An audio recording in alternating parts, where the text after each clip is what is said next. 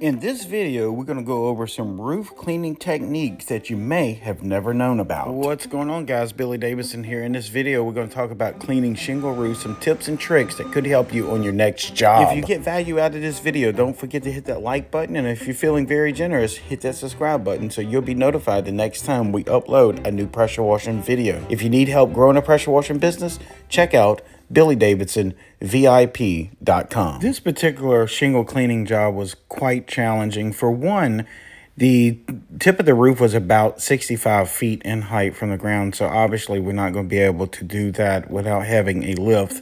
We had to get a lift out there, get it delivered. That was an issue there because there was none available for about 2 weeks in my general area. In addition, we had to constantly keep the homeowner advised of our schedule due to the weather and the unavailable of a lift. So that is very important whenever you're dealing with a homeowner. They need to know when you're going to be on the property working. So those updates to them, I'm sure, is quite appreciative. So now I want to go over a couple tips that you may have not known about. Whenever you're cleaning shingle roofs, obviously we're using sodium hypochlorite and a diluted version of it.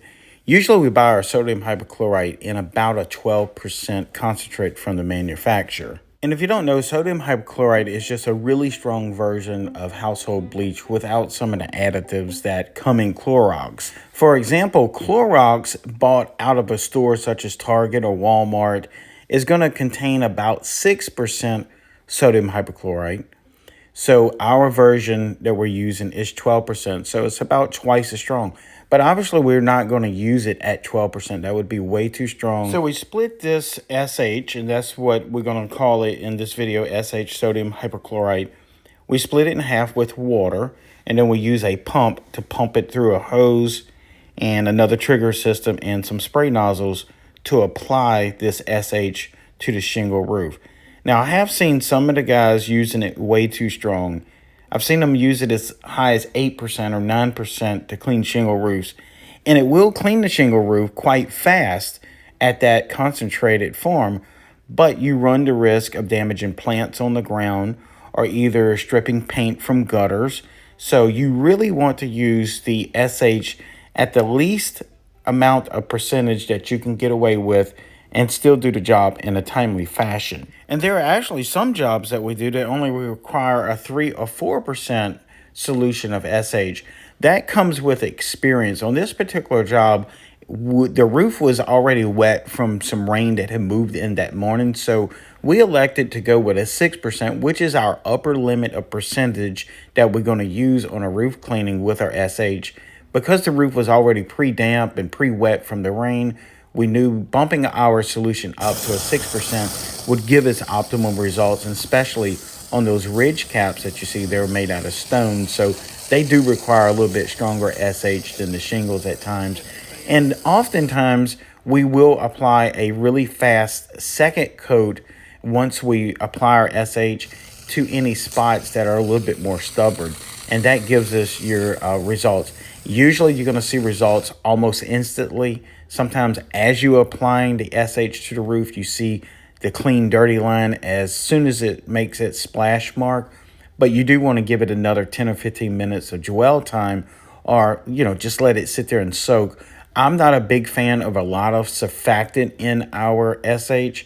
It makes it really sudsy and kind of hard to see what's going on under the chemical reaction. So keep your soap suds down to a minimum.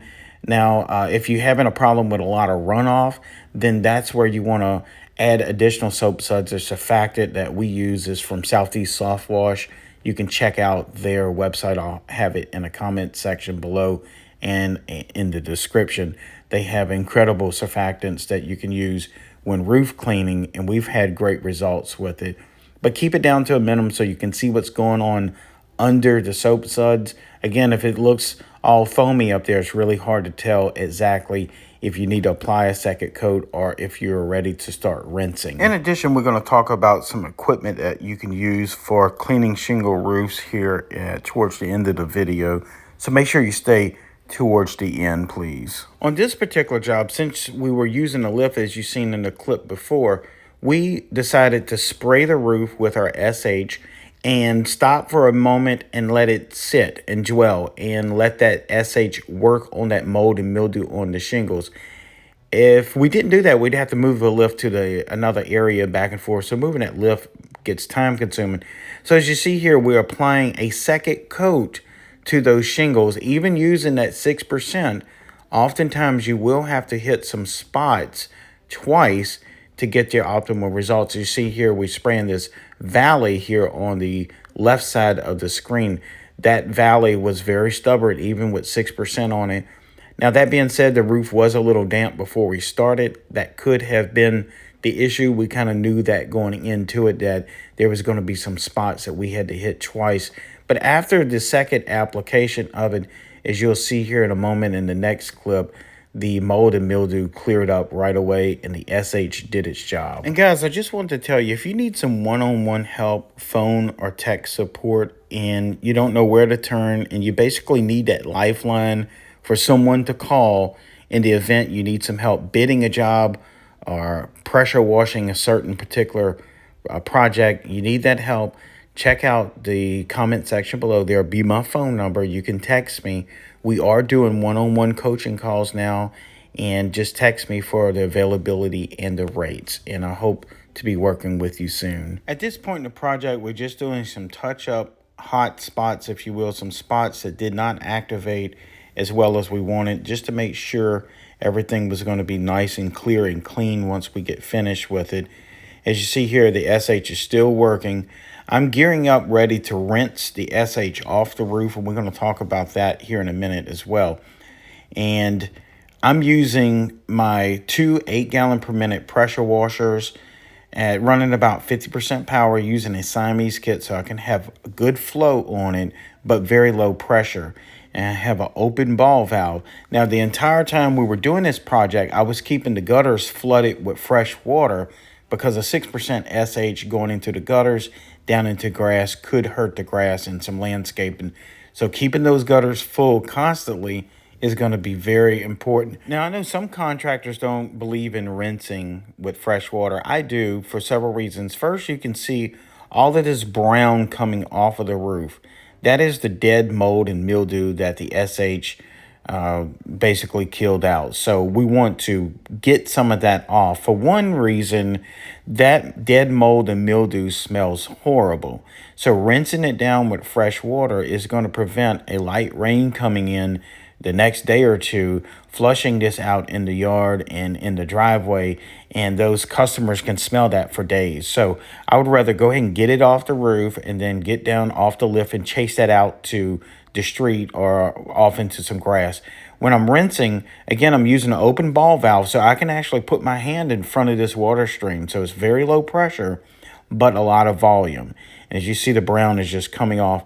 In addition to that, I'm removing our SH solution off the roof. Even though that SH solution would be inactive after a few minutes and no longer working, we still want to get that salt solution out of those shingles the best we can.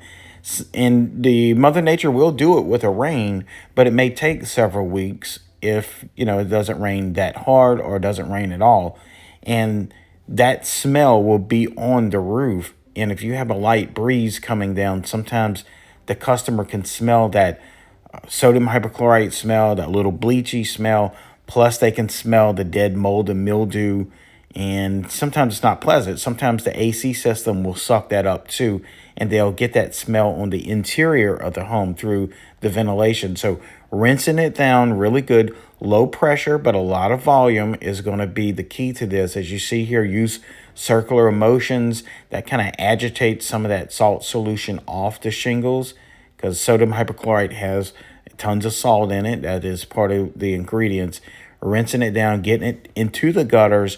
And then on top of that, once you get it in the gutters, continue to rinse that out of the gutters, down the downspouts. And if it's going into the driveway or wherever it's going, continue to rinse that away from the home. That way that customer doesn't see the suds in the driveway or the sidewalks. They don't see suds on the shingle roofs the next day. If it rains a little bit, suds are not coming over the gutters, that sort of thing. And in addition, the smell is so much better once you get it all rinsed out. Now you could use an odor eliminator in the SH as well. That does work somewhat, but this is a very pungent smell, so getting it rinsed off of the shingles is going to give you a couple benefits. Getting that salt off the shingles, in my opinion, is a great idea. And also the suds and the smell is going to be much more tolerable to the customer. And if you want to know exactly how to charge for some of these jobs, you can check out my website in the first pinned comment below. Remember, these jobs are time consuming. It's really difficult to move fast on them. You got things to be concerned with your SH getting on plants, getting on windows, getting on gutters, that sort of thing. So make sure you're taking your time. We usually charge a per square foot price. We basically get the footprint square foot of their home, and we multiply that by our price. Also, we account for the dihedral of the roof. This is a really steep roof, so that adds to our square footage. We look at the difficulty level. That means, do we need a lift in there? Do we have to plan building some type of scaffolding to stand on or using ladders? Is there going to be any other problems in the area as far as can we get to certain areas of the roof? Some of these roofs are really hard to access from the ground, so that difficulty level matters a lot whenever you're pricing in your per square foot price. You can look at some of that in our website, which will be in the first pinned comment below.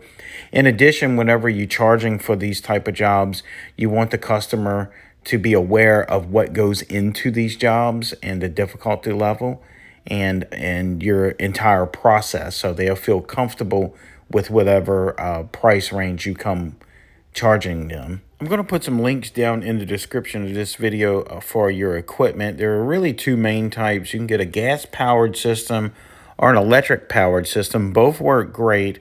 Both have their benefits to each system. Both have their downfalls to each system.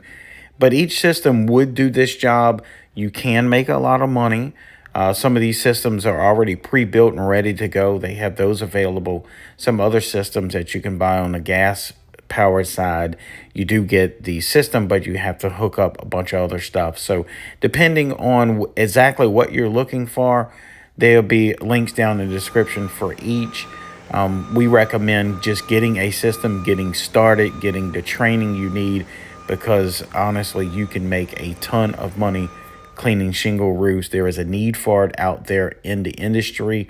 A lot of HOAs now are writing letters to homeowners that have dirty roofs in subdivisions, letting them know that they must clean it because it's basically for aesthetic reasons for the neighborhood.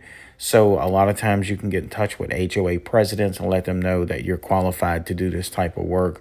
And perhaps they can send out your information through an email or app notifications for some of these HOAs, and you can get a ton of work and make thousands and thousands of dollars each day. It is tough. There's a lot of work that goes into it, a lot of thinking and planning, but it is doable, and you can make a lot of money, and I particularly enjoy doing the work. Again, guys, I'm Billy Davidson here with BillyDavidsonVIP.com. If this video has been helpful, please give me a like. Also, if you're feeling very generous, don't forget to hit that subscribe button. Leave a comment below, and I hope to see you all in the next video.